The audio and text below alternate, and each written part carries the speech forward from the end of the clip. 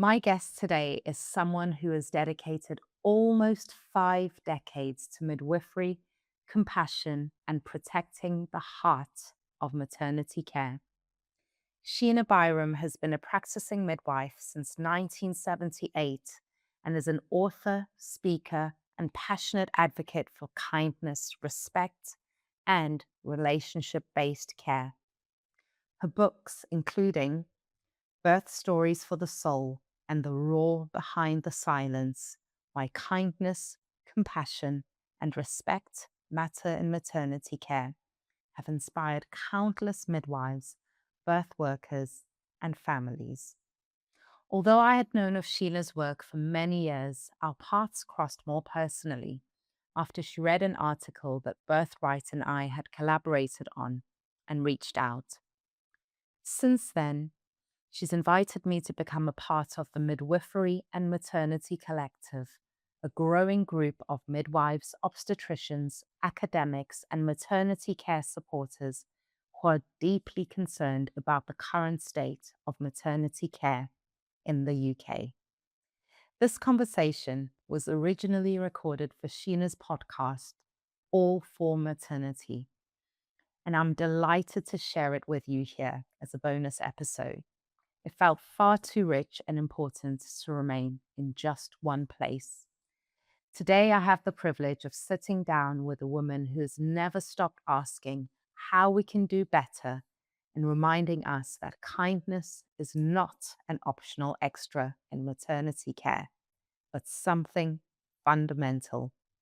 Please enjoy my conversation with Sheena Byrom. Hello, everyone. Good morning.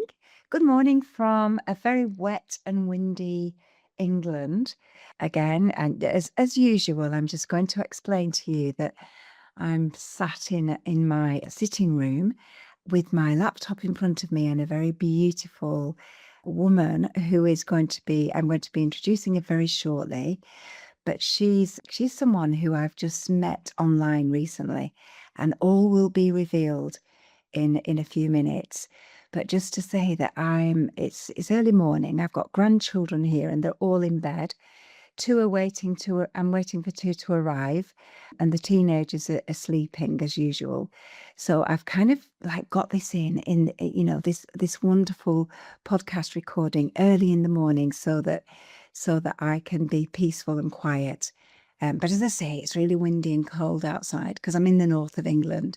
And I don't know what we're going to do today. I guess we're going to get welly boots on and go out walking somewhere rather than spending loads of money at half term doing things that the children really want to do, like climbing up rocks, indoor rocks and going to fun places. But I think we'll get them out today. Anyway, enough of that. Enough of what's going on in my household. Just a reminder that I'm Sheena Byrom. I'm a midwife. I'm the co-owner of All for Maternity with my daughter Anna, who is also a midwife. And we have a 3 podcast series. And this one, which is in conversation with me, is just where I chat to lots of people who are, like me, really passionate about birth and the journey that women and birthing people take when they're on their childbearing journey, and what happens to them, and people that are really interested like me. I just like to chat to them, and I always say, Let's just pretend that we're in a cafe having a cup of coffee and we're both interested in each other. So welcome, Thando. Welcome. It's so wonderful to see your face this morning. So I'm going to try and pronounce your name correctly, and I Okay. hope yeah. So it's Thando Swain. It's You got my first name correct, so that's great. Thando Zwane. Zwane. I wondered whether it was Yeah. that, and you have to tell us where that name originates from. My maiden name was Murray, and that originates from Ireland, and then I think originally Scotland. But yeah, I'd like to talk to you a little bit about your name afterwards because names are very important, aren't they? They are, and I'm happy to talk about it right now. So it's a question I get a lot because my name is unusual in this context of the UK, you know? So I am from South Africa. I am Zulu. So my name Thando, it's spelled with an H, which sometimes confuses some people because it's Thando. So sometimes people say Thando, but you don't pronounce the H in Zulu. So my name is Thando and it means love, which when I was young, I used to absolutely hate. And then bringing up all the time, like now, I'm always talking about love and the importance of that quality of love in supporting women through the perinatal phase as well. So yeah, I've done a 180 on that. So yeah, Tando's one. Wow, Tando's Wane. Well, that's actually made my day, the fact that your name means love, because I don't know whether you know, but I'm kind of a big fan of love and I've contributed to a book that's been edited by Diane Minaj and Jenny Patterson, and it's Midwifery and Love. It's about midwifery and love. And it's just a new book. In fact, I usually have it here by my side, but it's in the kitchen. I saw it this morning in the kitchen, so I would have shown it to you. But how wonderful that your name means love. Yeah, I love the title of that book. I've started rereading your book, The Raw Behind the Silence. And yeah, I often think, like, with the work that we do, like sometimes with the current situation of maternity, like the missing piece is that love, Yeah. and not in a like airy fairy way, but actually, No. even in a scientific way, we know that oxytocin is the love hormone, it's the bonding hormone. And sometimes that's what's missing in a birth, and us as birth workers, how can we really make sure we exude love, and we are talking to that family, that mom, that baby, and caring with love. And that's the thing that does make a huge difference.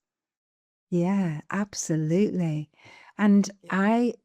our chapter, Anna and I wrote our chapter, and it was about how we love each other as birth workers, and it's how, and again, it's not hairy fairy. It's like it's very courageous, and really, sort of sometimes it's a bit hard to do it, but it's about what you benefit from it, as well as giving, as well as what happens when you start to think about loving it in that way, what happens to the people that you're caring for, and what happens to your colleagues, and then what happens to you, because it actually comes back. And that's scientific as well, that we gain a lot, so it sustains us. Do you know that the actions that we take can actually sustain us? And as I say, it's not always easy, but yeah, I'd love to talk to you more about that. This is really fabulous. Starting off our little chat with this Yeah. conversation, because it's just so important. And like you said, love is really in the birth room, especially, and in the perinatal period and antenatal. It's the thing that helps the woman or person to really flourish in her journey. So I think, yeah, and get off to a better start with Yeah. in family life. Exactly. I often say to people, like maybe when we're talking about pain relief, like, okay, when you are looking back at your birth and maybe say you are 90 and you can't even remember what you ate for breakfast that morning, you will always remember how you were treated during the birth, And so it's great that we've got all these different forms of pain relief, but we shouldn't underestimate the impact of being present and acting with love. And I often say to birth partners when they say, "Oh, what can I do? I'm scared of messing things up." I'm like, if you act with love, you won't do anything wrong. Yeah. Oh, that's really nice. That's so special. What a great thing to say. Yeah, Yeah. but it's true, and we know that as well, and it's kind of like that thing of everyone almost like turning off their neocortex and really also going into they primal brain, just like the mom is going into that zone when she's bringing her babies out. It's almost like we're all joining in that, and if we can all have that kind of like love Mhm. frequency, everyone benefits, and you are right, it does sustain us as well, that those actions. Oh, that's a really what you just said then, love frequency. Like it's like turning, ooh, let's get the frequency right. Brilliant. Exactly, exactly. I was spoken to some midwives recently, and I described, no, it was a physiotherapist, and I was saying, we are all like oxytocin agents. We can contribute to turning the oxytocin on, and also we have the power to turn it off as well. So it's important that we look at ourselves and go, oh, how can I Turn it help on. this situation, but by just acting with love, essentially. Fabulous. Well, what a good start. What a great start this morning. Thank you, Thando. So Thank you. just Sorry, before you continue, I was going to say, can I ask you as well about your name and your lineage as well? I'm interested in that. oh, thank you. Yeah, so my father was Irish and he had a very kind of, he had a poor start really in life because his mum died when he was a baby and his father went to America, emigrated to America to try to, which a lot of Irish people did, to try and make a better life for the family. They were very poor. They lived in remote Ireland on a farm, and when his mum died and his dad went to America, he was brought up by his grandparents in a house that had, I think it was about 14 children. And him and his sister were kind of the odd ones out. So he remembers just feeling always sidelined. And then he came to England to his sister came first and then he followed. And he came when he was about 17 or 18, something like that. No birth certificate and arrived in England. And it was a time when there was obviously the same as now racism and a lot of aggravation against Black people and Irish. There used to be signs on doors. He tells me vividly that there used to be signs on doors: no blacks, no Irish, and no dogs. Yeah. And he was but he met my mum, and my mum's family were very loving towards him. And so my mum was she was a proper oxytocin agent, and she welcomed him and they had this then so that's how so they had 5 daughters. I'm the youngest of 5 girls, so my maiden name was Irish, and we think that originally it was Scottish, so it's Gaelic. But my first name is Gaelic as well, but that wasn't really necessarily because my sisters all have English names. But I think my mum, I think the midwife was called Sheena, and my mum liked it, so I think that's why I got my first name. But there isn't really a big history to my first name. It's just my surname, and it was a shame, really, Thando, because my dad had 5 daughters. His sister, obviously, the name went then, the name was lost. So what I did is I called my second son Murray as his middle name, and then he's given his son that name as well. So we've kind of kept it in the family because Murray is a surname as well as a forename as well as a surname. So that's what we've done with that name. You didn't realize I was going to be telling you such a big I story. love that. That's just the nice thing about these organic conversations, and I love that, and that like honoring of the lineage that you've Mm. done by passing the name on. Beautiful. Thank you for And then sharing that. and then just to tell you quickly, because we need to get into our wonderful chat about birth, is that my friend Frida, who's really interested in, she's like a detective. She found my granddad that went to, because he never came back from America, and we lost any knowledge of him. So my dad didn't know what had happened to his dad, but I've recently found out what happened to him, and he was in Montana in America. And we've actually got his funeral. He only lived 6 years. He died really young. And we've got his funeral notice. And we know it's definitely him because he mentions his wife, who was my grandma. And also we can see that the people who organised the funeral are all included in this paper cutting are my grandma's brothers. We know that from the names. So we found him. So we found more about him than my dad actually did, which is yeah. So what Wow. about you? What about you? Have you lived in Have you lived in England a while, or were you born here, or?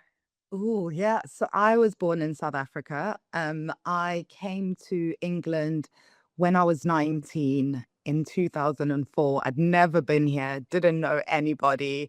I got they were doing working holiday visas at the time. So I didn't know exactly what I wanted to study after like matric, which is like A level equivalent in South Africa. So all my friends were going off to uni and I wasn't quite sure what it is that I wanted to do. And then my mom saw this opportunity and thought, oh, okay, apply for the visa. Let's see what happens. So I did.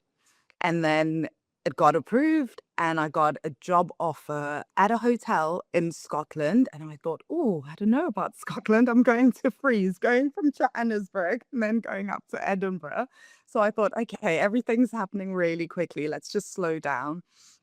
And then 2 weeks later, job offer for a hotel in Bristol came up. So I thought, okay, I don't know anything about Bristol, but it's further down than Edinburgh. So let's try that out. So off to Bristol I went. I did the 2 years. And then after the 2 years, I think it became a bit clearer what it is I wanted to study. So I was ready for university. I applied to Bath Spa University. So Bath's not too far from Bristol and I studied education and psychology. And I was really drawn to modules that spoke about fetal development and animal studies and evolution and parental investment and how children learn. And my interest didn't start there. I think it started back many, many, many years ago in Soweto at my grandmother's house, my maternal grandmother, who I was very, very lucky to live with. And I remember just hearing all these stories from cousins and adults about birth and them maybe experiencing it as not something very positive. And I was like very inquisitive child. I used to love reading and would just read everything I could get my hands on. So I started sometimes maybe going to the library and getting my hands on books and trying to understand the birth process. And my family are Christian. And so, you know, I grew up hearing this thing of like, oh, children are a blessing and they come from God. And I thought, but that's so weird. Then why would women have to endure this ordeal or, trauma during labor and birth? And why is it seen as something to be feared? I didn't quite understand that. So I always had that question in my head. So studying education and psychology, I thought I was going to go into teaching because I'd always been working in nurseries. I had to work when I was at university because I was a foreign student. So I had to pay international student fees. And my mom was remortgaging her house and I was like, oh, working at the library, at the students' union and just trying to make this work. And then I was reading something at the end of my final year thinking, oh, how am I going to go into my PGCE? I don't think I can afford to do that. And then I can't remember. I wish I could remember what I was reading. And it was something about birth. And throughout the years, I'd always tried to read birth stories. I'd read about hypnobirthing. And then I read about birth keepers. And at the time it was written as the word doula, which we'll get into in a little bit. And I just remember having this moment of really like knowing like, oh, this is it. This is what I'm supposed to do. So then I started exploring how to get into birth work. And I trained with Michelle Odant, who is a French obstetrician who you know very well, I'm sure. And oh, I loved the training and just knowing how to be with women and hold the space and this possibility of women having positive birth experiences. Also, what I think really called me to this work is that traditionally in my culture, when a woman has a baby, her mother or grandmother will look after her. So she would go back to her mother's or grandmother's house. And what it looks like is the mom is resting. And the only time she's getting up is to go and have a shower or go to the toilet. But everybody else is mothering her. So there's this huge tradition of really mothering the mother. So So that's yeah, we're making her meals, we're helping with baby, supporting with breastfeeding, really making sure that she is rested. She's not going off to appointments. baby's not even allowed to really step out of the house for a few days, you know? In some cultures, it could be as much as like maybe 15 days. For some, it could be longer. But also, interestingly, what has happened in South Africa over the years is that birth has gone from being in the home to being more in the hospital. And I think you see this as well, not just in South Africa, but with a lot of countries that have been colonized, you know, where there wasn't just a shift in the politics and, you know, other areas of life. You really see it in the maternity system, how birth has been influenced, and that can really tell you so much about the country. I always think like how we treat the most vulnerable people in our society says quite a lot about us as people as well, you know. So I saw that shift. But interestingly, I was so lucky being able to live with my grandmother and witness her carrying this postpartum mothering the mother tradition. And you know, I feel like I learned from her. I've always looked after babies from when I was young. I remember when I was really little, I used to pick up one of my cousin's daughters from nursery and put her on my back, bring her back, and we looked after all of her daughters as well. And I remember at the nursery, her friends going, "Are you her mom?" And I was thinking, "No, I'm only a child myself." But that was like you were trained from a young age. As a girl, you need to know about how to look after babies, how to look after other women. And interestingly, I found out that my other grandma, so my maternal grandmother's sister, who in our culture we wouldn't say great aunt, I consider her one of my grandmothers. I found out that she used to catch babies in our family. Um, Wow. so it feels like all of this has been like a calling to doing this work. And yeah, it really feels like it is my purpose. I feel honored as well to do it, you know. So it's yeah, just that holding people through that really vulnerable time of their lives and witnessing maybe when they come to me and there's a bit of fear and maybe they're a bit unsure, and supporting them through this experiencing and really seeing them stand in their power is just one of the greatest gifts and such an honor that I get to witness that. Oh, honestly, I love listening to you and how fortunate I am to have met you, just by reading that beautiful article that you wrote for Birthrights is just an, real privilege to hear those stories. I'm imagining it because I've been to South Africa and I'm thinking about it in my mind. And I was also thinking how lucky women are in that culture to be able to offer their gift of love to other women, but also to receive it. And that's what's missing. We've got a massive gap, in the West. We've got in the, in some, in our countries, in the, the Western societies, we've got such a massive gap. And that's why there's so much, one of the reasons why there's so much mental health problems, people feeling abandoned and lost when they've had babies because it's such a massive shift, which we'll come on to. But just to say how interesting it is to listen to your story of birth and how you came into it and how different it is today, listening to how people prepare for birth and what they're doing, and my initiation to those conversations was very similar in that my mum obviously had five. I was the fifth child. All the babies were born at home except for me. She had to go in hospital because she had a problem with her spleen. So it wouldn't have made any difference at all, but they didn't know in those days. So she was shipped off to hospital. But I saw birth as being just something that everybody did and that it was fine. It wasn't like anything to be feared. And I remember my mum saying, "Oh yeah, it's really painful. It really hurts you, like it's painful, but it's fine because as soon as the baby's born, it's all gone. It goes like instantly. So you just put up with it. That like, don't start being worried about that. It's just nothing." And then when I went to be a midwife, I was really shocked to see how women were treated really when they were having a baby. And I didn't realize how bad it was until later. And so it was awful at the time. It was a shock and it made me feel sick. But I didn't realize how it could be different until I went into a birth center environment and saw that it was different, and then home. So anyway, so just that's kind of, I'm just comparing it to what happened to you, you know, in your, well, how you were, the initiation of the concept of childbirth. It was a bit similar with mine in that it was just seen as something that we did. But so that's how you started to, so how long have you been, so tell me about your job now, your work. Tell me what you do in your work and what you're called and what, you know, everything that you do. Just Perfect. So maybe the word that most people will be familiar with is the word doula, which has caught on, and but it's problematic in that it's a Greek word, and in the Greek language it means female slave. So you can see why. I never knew that. Yeah.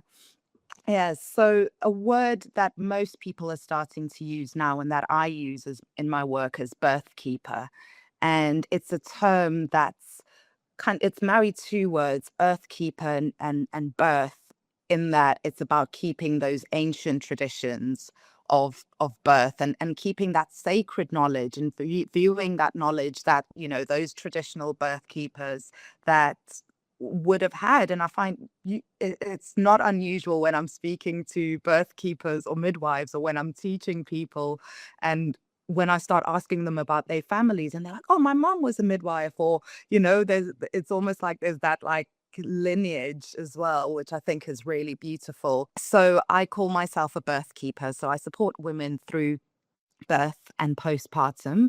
I also run some classes to help people feel more informed and know what the evidence is and really stand in their power in their decision making and keep their autonomy. I'm a hypnobirthing teacher as well, and I also mentor birth keepers. So yeah, that's a summary of kind of what I do. So in all of those roles, again, I feel like I'm just spreading, you know, love to people and just really making sure that this vulnerable time that they are going through is a time where there is a lot of joy as well, you know. So sometimes I might be supporting people with appointments with obstetricians. Maybe it's a woman who's previously had a traumatic experience, or somebody who's fearful of birth for whatever reason, or hospitals, you know, and really supporting them to understand the physiology of labor, understand the options that they have, understand that, you know, even if women are coming to me and they've maybe had previous home births, even with myself, whenever they come back, I'm like, okay, so you know that this time we're still going to prep for all your birth options. We're going to look at cesarean options, because if that happens, I want you to know that you have options in that situation, and that that is a sacred birth as well. You know, it's not a medical event, it's not a procedure or cesarean operation, it's the birth of your baby. So how can we make sure that you are welcoming your baby with love, and how can we make sure that your wishes are honored, you know? So really, yeah, bringing all of that choice to people. Even when I talk about pain relief, you know, I'll talk about the importance of breath and environment and familiarity. And I'll talk about epidurals and why sometimes it might be something that's good. And I'm not putting myself in the center of that woman's care and journey. It's really about centering her and just making sure that I'm talking to her in a way, I think, that she knows that I understand the information, but what I want her to know is that I understand that there's nobody in the world who wants better outcomes for her baby than she does, you know? Yeah, So really absolutely. giving her that authority, and that, like, you are the expert on your body. I can help you understand the science, but we need to look at how does it apply to you, and what are your desires, you know, what are your fears, and really providing that continuity of care,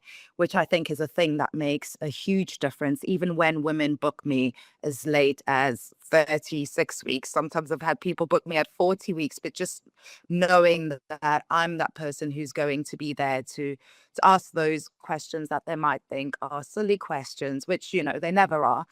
There, if I'm working with them for their birth, I'm there to support them at the birth. I'm the person they call when they have the first signs that something may be happening, and supporting them if they're having a home birth, calling the midwives, making sure that there's that team around the midwives and it doesn't feel like us versus them. Yeah. I'm so lucky that the families I work with choose me to work with them, but also I always say to them, the midwives are my colleagues, it's important that Yeah. you feel like there's a team around Yeah. you. So, yeah, that's a short summary of what and then also postnatally, this is important. So when I got into this work, I never understood why there were postnatal birth keepers. I thought, "Well, I don't know if I want to do that. I've done that kind of like all my life with my family.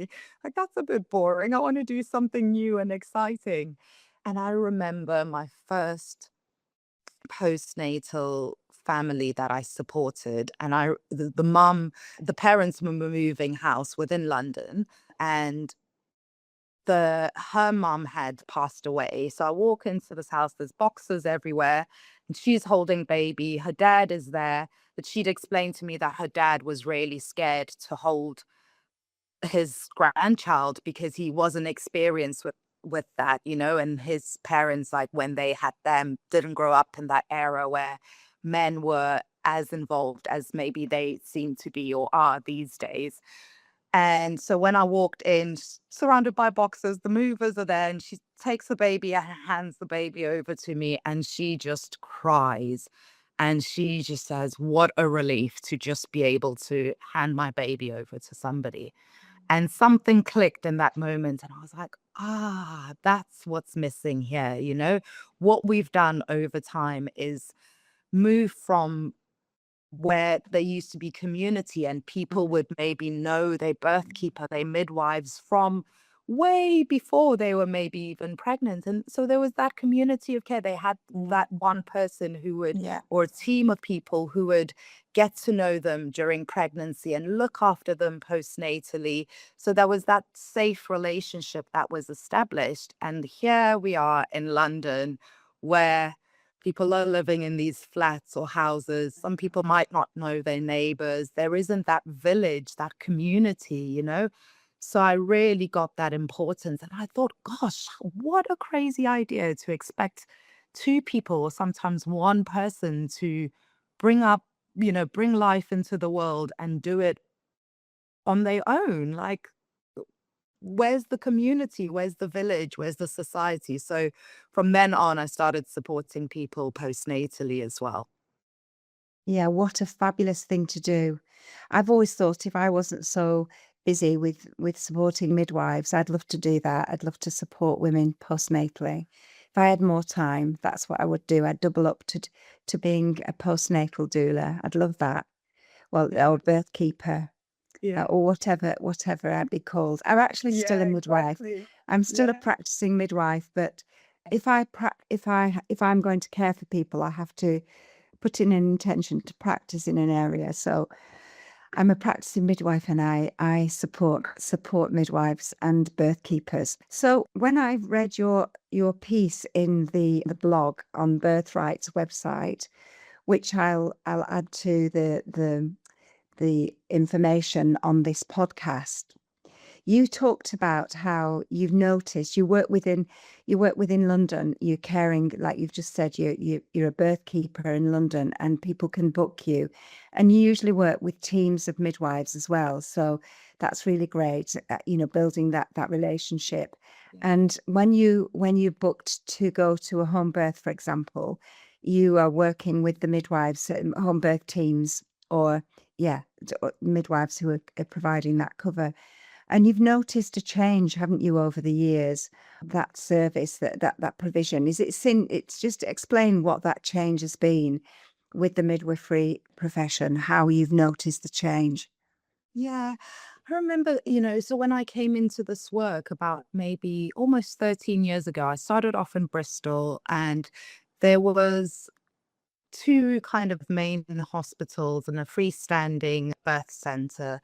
And there's such a beautiful way of working with the midwives. I remember me and another birth worker started up a group where we just asked people to come for the contribution to contribute towards the cost of the room. And it was an information session where everyone would come along. So expectant parents, other birth keepers, midwives from the different settings. And it would just be talking about information, making sure that people were very informed.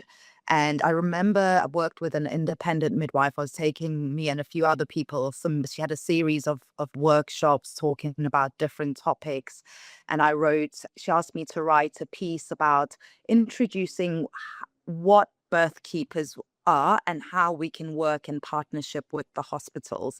And she had contacts with the hospitals. So I wrote this for her, and it was, submitted to the hospital. Because at that time, you'd go to a birth and you'd say what you are. And the word people most understood was doula. But sometimes they'd be like, what? You're a dealer or you're a jeweler? What does that mean? What is that? And then you start explaining it. And now people know what the work is. And so here in London, it's a very, very, very different environment. And part of why I moved to London was because I was enjoying the work I was doing in Bristol, but I needed to just work in a wider environment where I wasn't having to do some other work kind of part-time. And I was like 1 foot in the birth world. I just really wanted to immerse myself into it. And so at the time, people were really encouraging women to sign up for home births. So great, lots of people took on home births and understood that, for most women, it was the safest option for them and their baby. And if they wanted that, we'd support them to do that. And what I've noticed over the years is that there's a difference in the quality of home birth provision in certain areas as well. And I think I started noticing this like maybe about 2 or 3 years ago. Maybe even when I started, I co-founded a charity called Birthing in Color, it came out it was off the back of the Embrace reports that said that Black women were 5 times more likely, South Asian women were 3 times more likely to face, maternal mortality during the perinatal phase. And so we got together with me and 2 other people, set up this group. And so we were hearing stories from other people around London. So not just the women that I was working with, because, access to birth keepers, sometimes some people don't know that that service is available. And also there's a cost attached to it. It's not accessible to everyone. So I thought, okay, there's this report that's come out. Everyone's trying to find out, why is this happening? And whilst all these questions are being asked and people are thinking, oh, let's do more research, thinking, okay, so there are Black and brown women who are suffering whilst we're asking why, and we're questioning, is it Black women's bodies? Is it this? Is it medical history? And I'm thinking, okay, can we just do something about this? So we set up this group in a place. I remember going to Brixton Village. Have you been to Brixton Yeah. before? Yeah, so Brixton Village, where there's all the wonderful shops and it's all Yeah. undercover. So I remember speaking to one of the stall holders, and they were saying, oh, the area's changed over the years, but the marketing team here and the people who own the space are really wanting to make a difference into the community and making sure that this is an area that, it's already gentrified, but how can we make sure that it's still serving the people who've historically lived here? So I walked up to the officers, knocked on their door and said, I hear you want to make a difference. Can you give me a room so that I can hold the space in the community? So they did give me a room. Wow. This room, we started the group in October. It was cold. It was above a bar. So we'd be leading women to these rooms, and the bar's blazing its music loud. We're trying to have these conversations. The room's really cold. And then lockdown hit in 2020. So we were forced to move the group online, which was great because for pregnant women, some women having to kind of come from all areas of London after work to Brixton at a time where the group's always been 6:30 to 8:30. It was a lot. So it was a huge opportunity moving the group online. So then we had women coming from all over London. We've had women coming from even as far as the States, some places in Africa. And so Wow. talking to them and talking about the options that they have. And really, so this is a group specifically for Black and South Asian women. And talking to them about their options during birth, it was clear that sometimes they weren't being offered a full range of options that I was seeing some of my other clients being offered. I'm lucky that I work all over London. I've worked in all the hospitals with all the home birth teams. So I really noticed this trend. And also, part of it was like maybe sometimes just also the availability, I guess, of the home birth service. And so that article was an interview with somebody from Birthrights, and then she wrote it down, but it was just talking about the disparity in the provision, and when we're talking about equity in maternity services, I was like, but this isn't happening in practice. There's clearly maybe in areas where there's predominantly Black people living. There's also, I feel like maybe that some of the home birth teams weren't giving the same service as like maybe a hospital in central London, where it's a completely different borough in terms of, the economics and affordability. The population are very different to some of the areas, maybe on the outskirts, and just the care that women were getting was very different.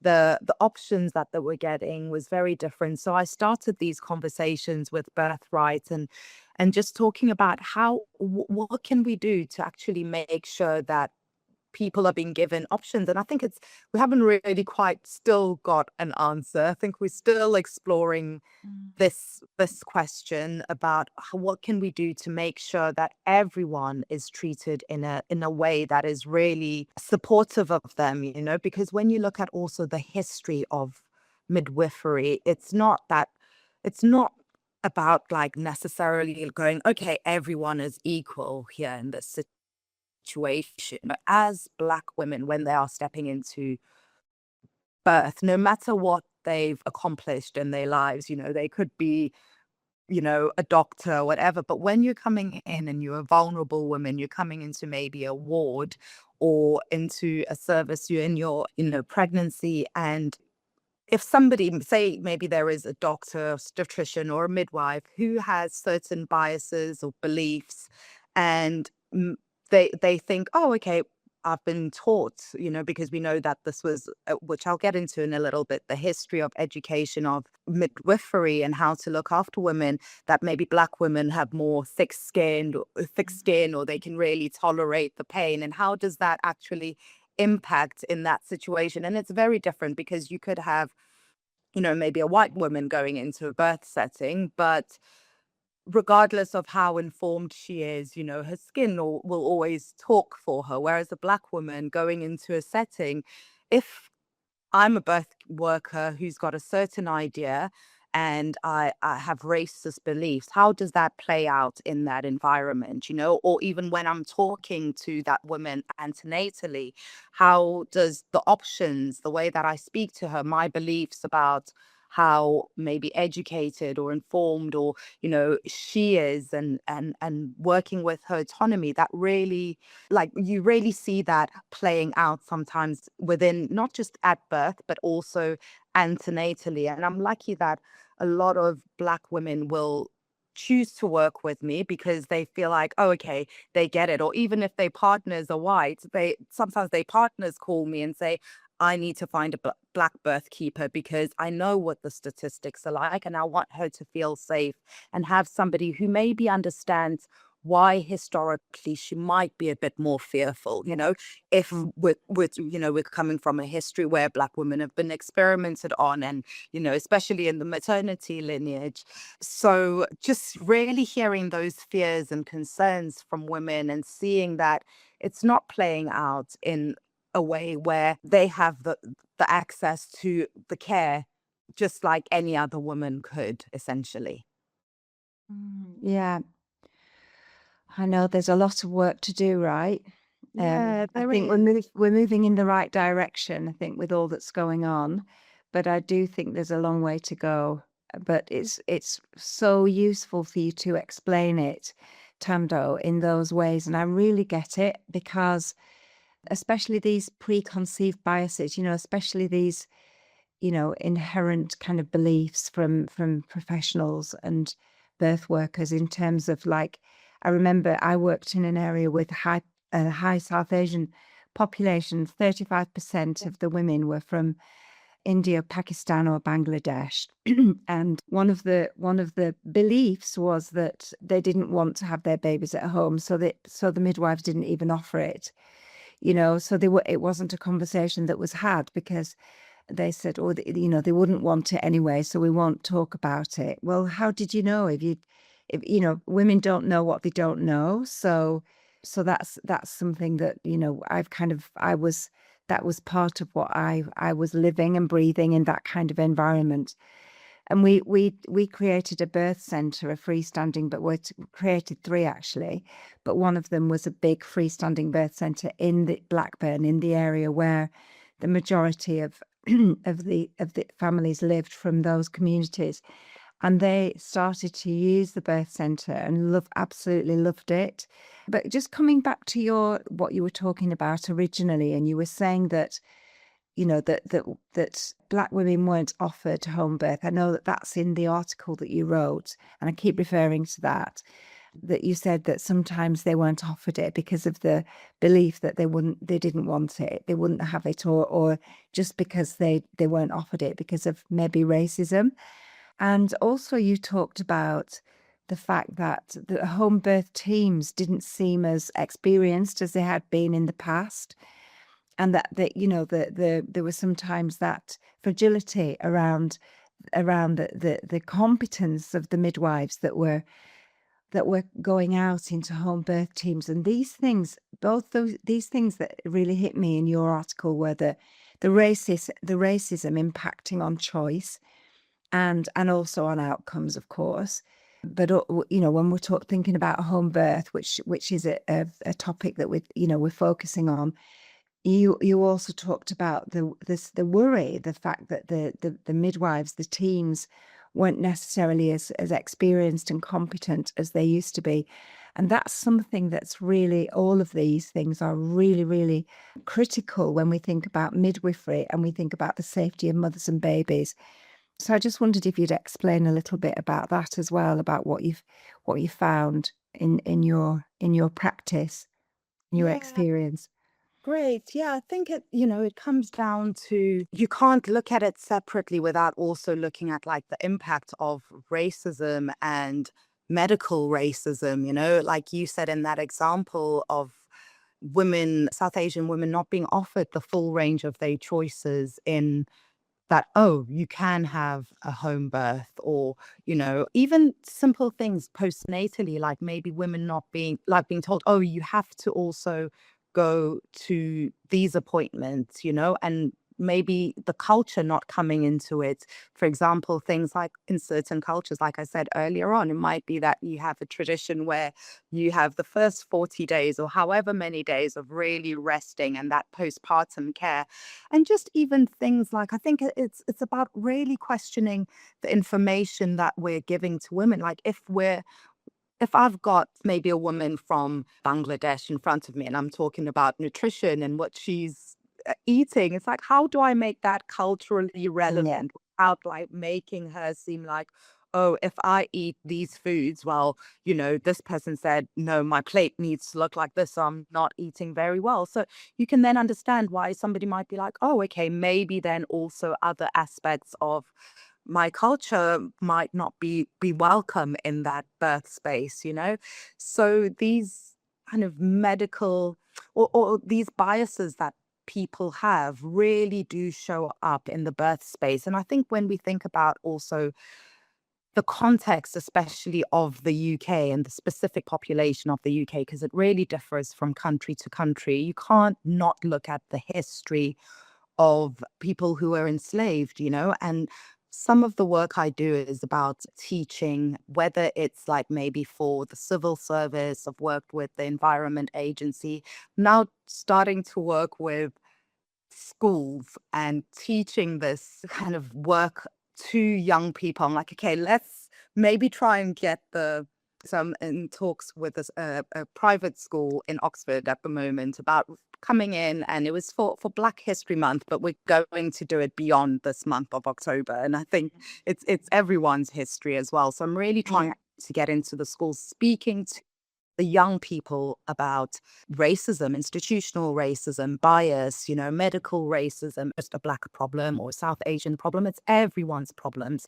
And we have a choice here. We can be allies, and what we need to understand is that the majority of the population, the Black population in the UK, come from a history of, from the Caribbean, and they great grandmothers, they grandmothers from being enslaved, and racism is still something that's happening now. And when we then talk about, like, okay, generational trauma and how people can be really mistrusting of the medical institutions, it's so important also knowing we can make a difference. There's generational trauma, but we also can do what's, called generational healing as well. How can we have the power and use this power to really influence and make sure that we're looking at research in a really good critical way? We're looking at things like, say, for instance, you'll know, I don't like saying this person's name because I feel like names are so powerful. So back to the conversation about names, but he's known as the godfather of gynecology, Marion Sims. And when you really look at how he worked with women who were enslaved, these were women where he didn't want to work with them. Him as a doctor, he was carrying out studies and experiments. Essentially, they were experiments on women, and they weren't successful. And some of his colleagues decided not to work with him anymore. And then he had people who had slaves, and slavery is very much like chattel slavery. It was seen as like, these people are property, so we need women to be as healthy as possible. It's not because we care about them, but we need them to produce more offspring.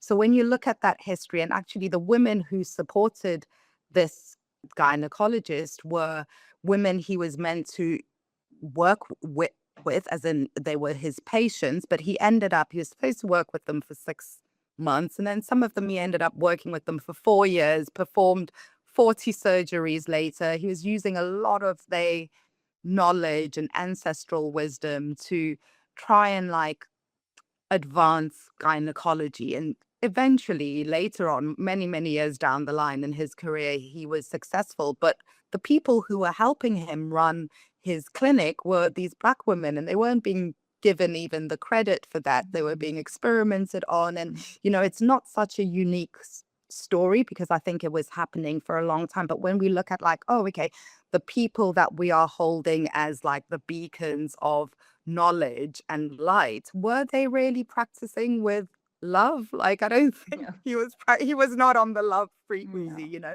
So no. I teach people that, like, we need to know these women's names, and I teach even young people, like, okay, then, and when I train birth keepers as well, it's like, no, let's make sure we know their names. Their names are Annika, Lucy, and Betsy. And can we just really look at history from their perspective, and we know that part of this research was looked at, was like, oh, this guy is now the father of gynecology, and he's revered, and he's getting these statues made of him, and saying that he carried out this research and he's getting all the glory. But what about these women who were experimented on, and the trauma that they endured, and 40 surgeries on? And part of what this man's legacy was saying that Black women can, they don't feel pain as much as white women, or maybe they don't feel it at all, And how has that belief then filtered down through generations, when medical students are reading textbooks and they thinking, oh, okay, Black people are thick-skinned. And, there was a study in 2016 of some medical students in the United States where, need to get the statistic right, was 73% of them believed this. Just a few years ago, they still held that belief. So part of the work is going, okay, how can we make sure that this is everyone's problem, but people don't hear about racism and think, oh, this is just this horrible, ugly problem.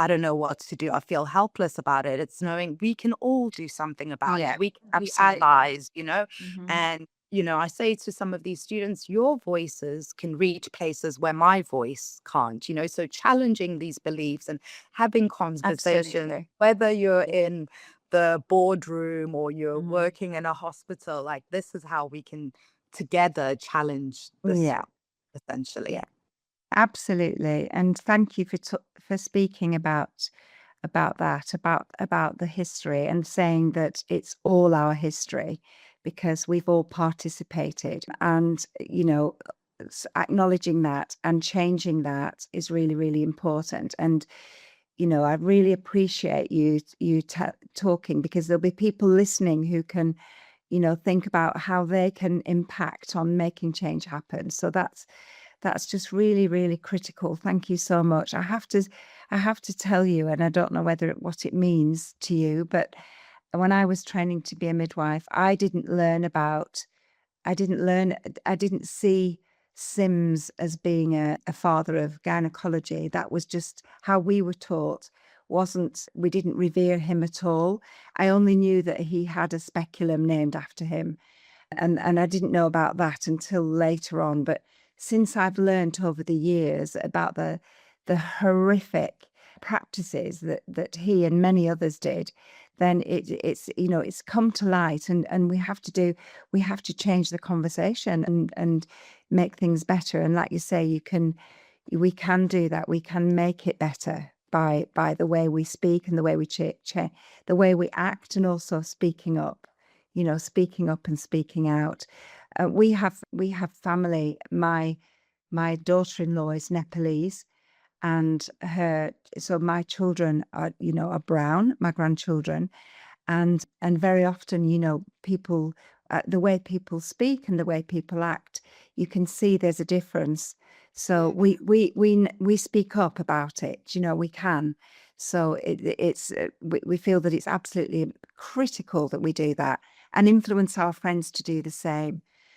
So just because we're running out of time, Thando, because I could talk to you all day, I'd love to listen to you more and more. Just to kind of touch on that little bit of a conversation that we had about the midwives, not the skills of the midwives in certain areas not being as good as they used to be, and the fact that sometimes the midwives are, you know, their home birth, their awareness of home birth is limited. And I just wanted to mention that because I feel that we're in a crisis at the moment. We're in a crisis in relation. And sometimes people say, well, don't use that word, it's too severe. But I do feel that we have to in this situation, as well as the impact of racism and the impact of climate and all the and gender. And, you know, we have all these sort of overarching pressures and challenges. We have a crisis in that the midwifery profession has hit a point where midwives don't feel that they've got the skills to practice to support physiological birth, especially out of hospital. And that again will impact on Black women and brown women and women who are vulnerable, because very often it's those women that feel it at the raw edge. Because, for example, women who maybe are white and who are able to, you know, use their power in a way, they can voice their opinions and maybe get the right care or pay for it. You know, and you were saying that there's many women that you work with who can't afford to pay for an independent midwife, for example, who do have the skills.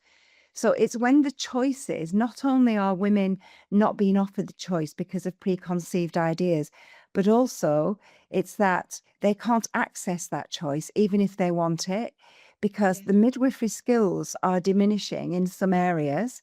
I know that in other areas you know, there's a lot of attention being paid to that, having experienced home birth teams. But that when you diminish the choice, so it means that women can only feel they can only have their babies in hospital, and then many women don't want to do that because they don't feel safe.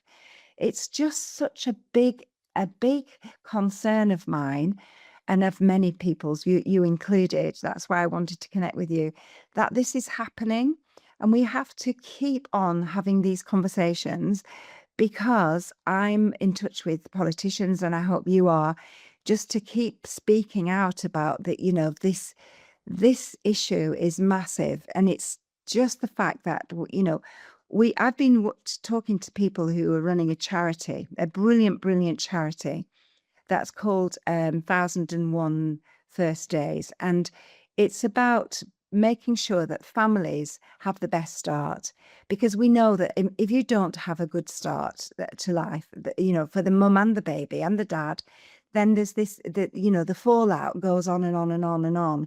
So you have to get it right. And it starts with antenatal. It starts with the pregnancy.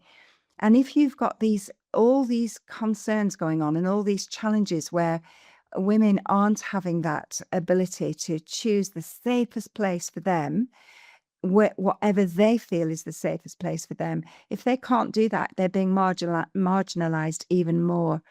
So it's, speaking to these charities, I was saying, what are you doing about that? What are you doing about the fact that these families, many, many, many more families now than ever, are having their choices restricted because of all these different impacts. But for me, I've got a big interest in the fact that midwifery is not like it was when I was a young midwife, or even just 10 years ago. So I just wanted to mention that, really, because I acknowledge what your experience is in your article. Yeah, definitely. And you really see it. And part of the birthing in color group, we would also invite midwives to come along. And some of them were talking about, of course, like we understand that Black women, South Asian women are coming and experiencing racism, but also they working in these institutions. They are, yes. They also Yeah, experience racism. absolutely. And one of Yeah. the things that really struck me over the last few years is when I go to the 36-week home birth assessment with my clients, where the midwives are there and we meet, so the team is around them and they feel supported. What I noticed is that the difference with some of the teams on the outskirts, when we're trying to do that, it wasn't a simple thing of like, okay, yeah, we can make that date. Let's put it in our diaries. Some of these women weren't getting their 36-week home birth assessments. I'd be there and it would be like, okay, are the midwives coming? And then it would be, oh, mate, no, they've forgotten, or, which is fine. We're human. We're allowed to forget. But sometimes they were being told, look, yeah, you can register for a home birth, but wait until you get to 36 weeks. So then also what's taken away, if they do end up being given that option, is that continuity of care and the midwives building that relationship during the pregnancy. Yes. You know that what happens in the Absolutely. pregnancy impacts the labor, it impacts the birth, it impacts the postpartum.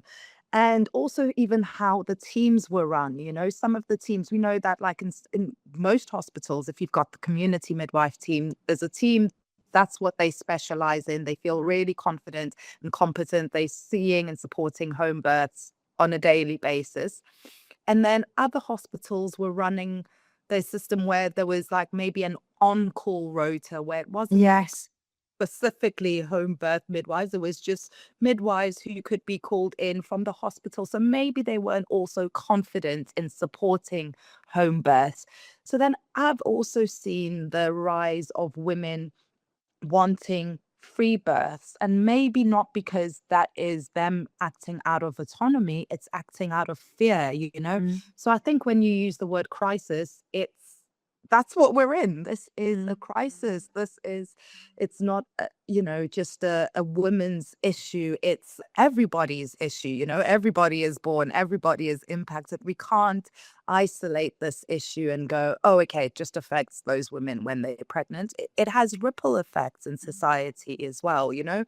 If it's your colleague or your employee who's experiencing this in their pregnancy and birth, how does that also then impact on your work? It's your friends, it's your grandchildren. We're so interconnected, and it's so important that we make sure that we're not looking at it again from like, oh, we need to make sure that the service is there. It's like, what is the quality of the What's service? the quality? Absolutely. Yeah. You're right. And that's what kind of struck me when I read your piece, because it's just the quality. And I'm hearing it from all angles, throughout the country, that this is happening. And I just wanted to bring it into the fact that there's racism playing into it as well, which is, it's just absolutely appalling.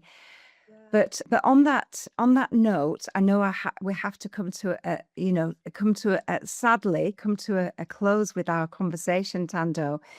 Mainly because I've got children outside waiting for me to go and sort them out. But just because we're families, aren't we? We're human beings, and we're families. We're midwives, we're birth keepers, we're mums, we're grandparents, and we're just trying to make the world better.